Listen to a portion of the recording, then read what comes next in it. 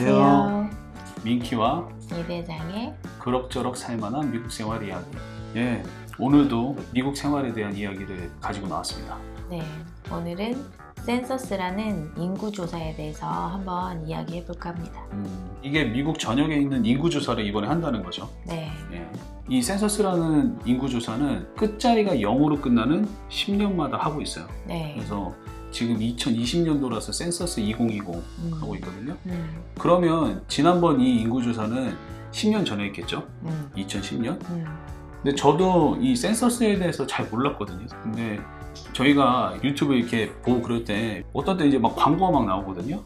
두 명의 인물이 나오는데 아버지랑 딸이 나와요. 그래서 딸이 센서스 인구조사 뭐 한다고 어쩌고저쩌고 막 얘기를 해요. 근데 저는 왜 갑자기 한국 광고가 나오면서 이 센서스라는 건 뭐지? 싶었어요. 근데 처음에는 잘 몰랐는데 아, 이게 미국에서 시행하는 인구조사구나. 이걸 좀 나중에 알았죠. 그리고 저희 구독자 중에 한 분이 저희 영상에 댓글로 센서스에 대해서도 좀 다뤄달라고 얘기하신 분이 있었어요. 그래서 마침 그래서 저희가 이 토픽을 들고 나왔습니다. 네. 이 센서스라는 인구조사는 4월 1일부터 이게 조사가 시작이 되죠. 네.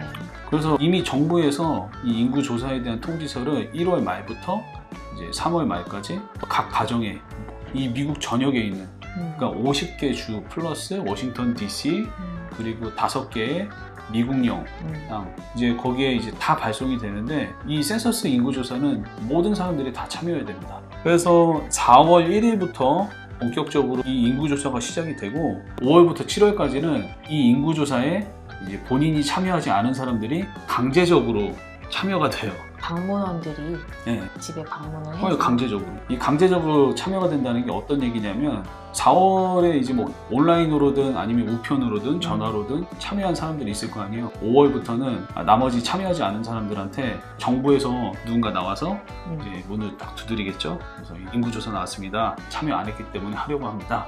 이제 이렇게 나오겠죠.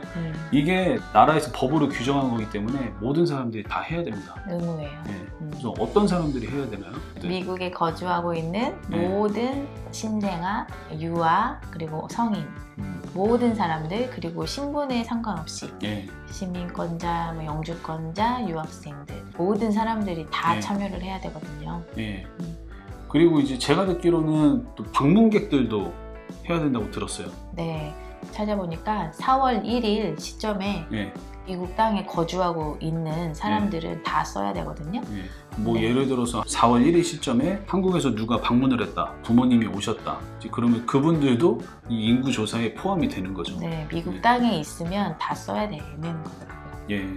그리고 이제 저희가 찾은 정보에 의하면 이 센서스 인구조사는 그 정부의 다른 기관에 이 내용이 공유가 되지 않아요.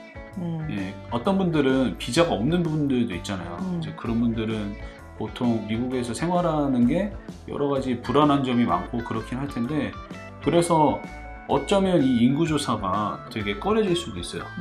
왜냐면은 이것 때문에 내가 추방을 당할 수 있지 않을까?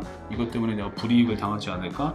이제 그런 마음이 있을 텐데 저희가 찾아본 이 레귤레이션에는 예를 들어 이민국이나 이런 곳에 이 센서스 인구조사에 대한 내용이 공유가 되지 않습니다. 저 같은 경우는 이 인구조사가 생각보다 되게 큰 범위의 사람들을 조사한다고 생각을 했거든요.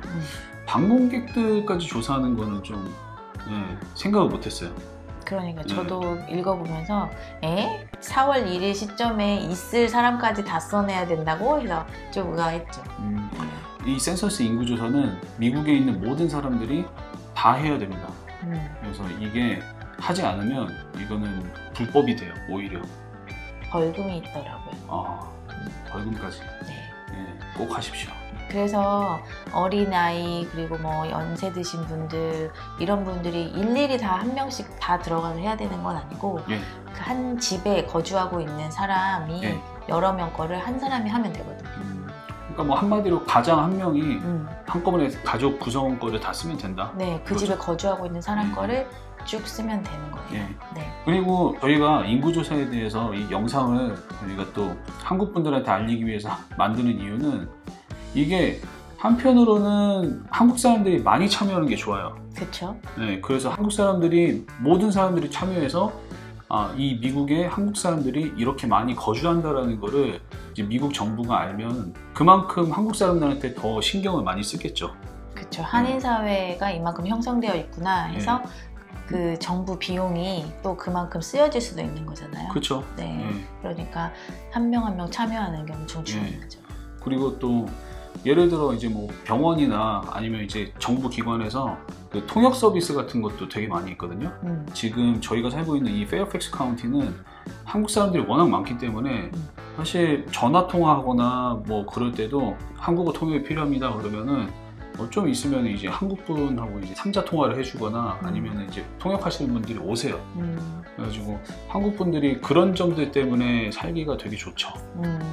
이거는 이제 한 가지 예인 거고, 그리고 미국에서 선거 기간 때는 정치하시는 분들이 대통령이나 아니면 시의원, 그런 지역구 의원들이나 이런 사람들이 한국 사람들이 많으면 많을수록 또 이제 한국 커뮤니티에 대한 이제 공약이나 그런 것도 이제 더 발전적인 것들을 더 많이 내놓을 수 있겠죠. 네.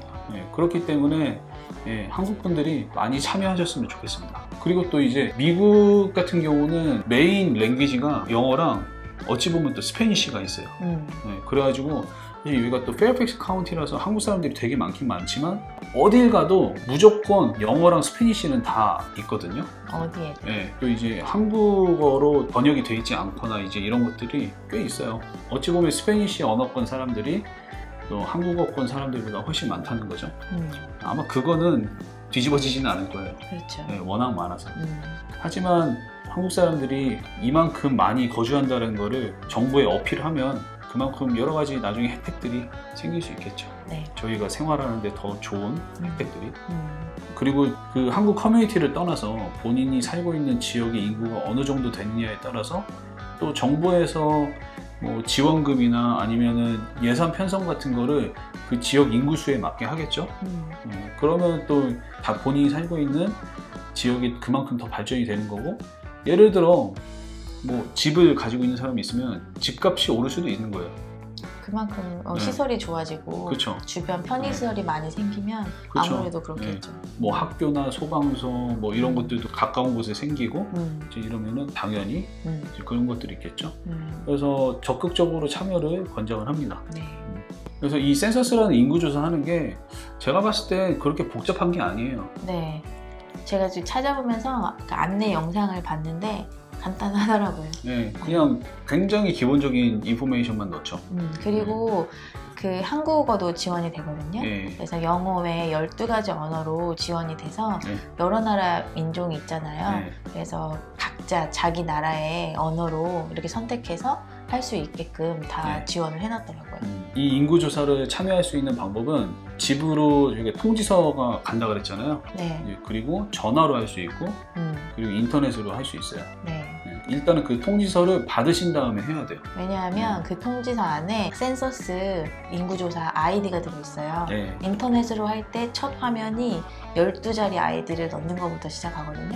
그래서 그 통지서에 들어있는 그 번호를 넣어야지 시작이 될 수가 있더라고요. 일단 그 온라인 홈페이지 주소는 자 여기 나갑니다. my2020census.gov. 보통 온라인으로 하는 게 편하잖아요. 물론, 온라인이 편하겠죠. 물론 이제 어르신들은 종이나 전화로 하시는 게 더 편할 수도 있는데 온라인으로 하는 거 좀 말씀드리면은 저희가 알려드린 이 웹사이트로 접속을 해서 그 통지서에 그 12자리 아이디가 있다고 그랬잖아요. 이제 그걸로 로그인을 합니다. 로그인을 하면 자기 집 주소가 먼저 뜨거든요. 그러면 그 주소가 맞는지 확인을 하고 그 다음 절차는 그 4월 1일자에 자기 집에 머물고 있는 사람 수를 입력을 하는 거예요. 그래서 방문객이어도 그리고 자기 집에 친구가 같이 살고 있을 수도 있잖아요. 그렇죠. 그래서 꼭 가족이 아니더라도 그 집에 거주하고 있는 사람 수를 세서 입력을 합니다. 그리고 그 집이 자기 집인지 렌트인지 이런 것도 구분해서 클릭할 수 있게도 나오고요. 그 다음에 성별, 이제 지금 살고 있는 사람들 순서대로 성별, 생년월일 이런 것도 입력하는 칸이 나와요. 그리고 만 나이를 쓰고 그리고 인종, 어떤 인종인지 또 선택을 한 다음에 가족 구성원의 관계 그 정도 입력하면 끝이 납니다. 이제 뭐 별로 어려운 내용이 없네요. 네. 뭐 이름이나 뭐 생년월일 정도는 알아야겠죠. 자기 집에 거주하고 있거나 살고 있는 가족들의. 그렇죠. 네. 일단 이 인구조사에 참여하는 게 별로 어렵지 않습니다. 그리고 굉장히 중요해요. 그래서 적극적으로 권장을 드리고요. 그러면은 이 인구조사 기간 때 사기치려는 사람도 있을 것 같아요. 네, 4월 달 안에 그 인터넷이나 전화나 종이 설문지로 작성을 하지 않은 분들은 5월부터 7월까지는 방문원들이 인구 조사를 하러 다니거든요. 근데 저는 그 조사원들 만나기 싫어서라도 빨리 인터넷을 하고 싶은데 덜덜덜 그 조사원들을 만나는 게 또 두렵기도 하지만 근데 또 한편으로 생각해보면 그 조사원들을 빙자해가지고 또 이렇게 사기나 범죄 이런 게 있을까봐 그런 마음이 또 들어서 또 그 조사원들이 왔을 때 문 열어주는 게 맞는 것인지 막 이런 여러 가지 생각이 들 것 같아요. 네. 띵동 했을 때 두근두근 누구야? 영어를 못해서라도 두근두근이지만 누군지도 모르는데 문 열어주는 건 좀 그렇죠. 네, 무서워서. 방문해가지고 사기를 친다고 하는 상황은 미국에서 웬만해선 해서는 안 될 질문들을 해요. 이제 그게 보통 소셜 시큐리티 넘버를 물어본다든지 아니면 이제 금품을 요구한다든지 기부를 요구한다든지 뭐 특정 정당을 뭐 지지하는 내용 이제 그런 거 이야기한다든지 아니면 은행 어카운트나 크레딧 카드 넘버 같은 거 물어본다든지 그런 네 가지는 절대 질문을 하지 않는다 이렇게 해서 안내도 나와 있거든요. 꼭 유의를 하시고 4월 달에 놓치신 분들은 조사원을 만났을 때 이런 질문을 한다면 의심을 해봐야 돼요. 그러니까 빨리 끝내세요. 4월 안에 받으시면 빨리 끝내시길 바랍니다. 4월 안에 빨리 끝내고 그런데 혹시라도 4월 안에 했더라도 미비된 게 있거나 뭐 또 후속 질문이 있거나 그러면은 방문원이 올 수도 있대요. 여튼 앞에 이야기한 이 4가지만 질문을 안 하면 괜찮습니다. 그러니까 본인의 그 크레딧이나 아니면 본인의 신상 정보에 크게 문제 있는 질문을 하지 않으면 그러니까 조사원이라고 생각하시면 돼요. 홈페이지에서도 이런 그 사기에 대한 내용이 나와 있었으면 조사하는 사람들도 다 알고 있을 거예요. 그래서 본인이 이 센서스 인구조사를 위해서 나왔다고 그 신분을 확실하게 밝히겠죠.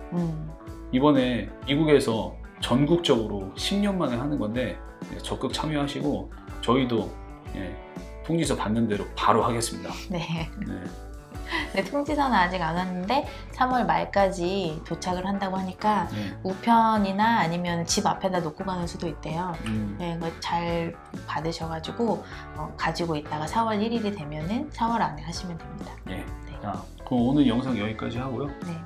혹시 또 궁금하시거나 아니면은 또 저희가 부족한 내용이 있으면 밑에 댓글로 함께 공유해 주시길 바랍니다. 오늘 저희 영상이 또 도움이 되셨다면 꼭 구독과 좋아요 눌러주시고 그리고 공유도 함께 해주시기 바랍니다.